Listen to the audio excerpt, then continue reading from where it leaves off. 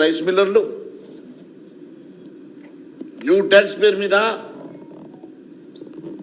మరి మంత్రి గారికి ఎంత ఇస్తా ఉన్నారు, అధికారులకు ఎంత ఇస్తున్నారు చెప్పాల్సినటువంటి అవసరం ఉన్నది.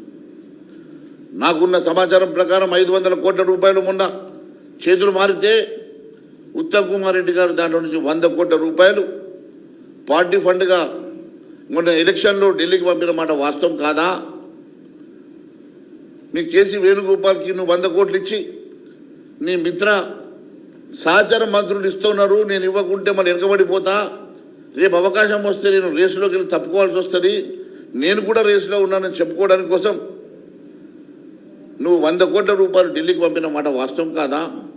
మరి మొన్న వసూలు చేసిన 500 కోట్లకెళ్ళి నువ్వు ఇచ్చిన మాట కూడా వాస్తవం కాదని అడుగుతున్నా. ఉత్తమ్ కుమార్ రెడ్డి గారు విచ్చలవిడిగా మీ డిపార్ట్మెంట్లో ఇన్ని 100 కోట్ల రూపాయల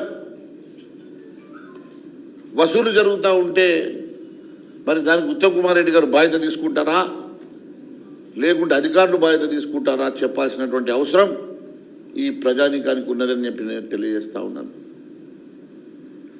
అంతేకాకుండా ఇష్టానుసారంగా మీరు చేస్తున్నటువంటి వడ్ల మిల్లింగ్ విషయంలో కూడా, వడ్ల milling custom milling rice CMR మీరు ధాన్యం ఇచ్చిన ఎన్ని రోజుల లోపల మీరు రైస్ని తీసుకోవాలి మరి మీ నిబంధన ఏమున్నదో తెలియజేయాల్సిన అవసరం చౌహాన్ గారు మీ మీద ఉన్నదని తెలియజేస్తా ఉన్నా. మరి ఎన్ని రోజుల నుంచి రైస్ మిల్లర్లు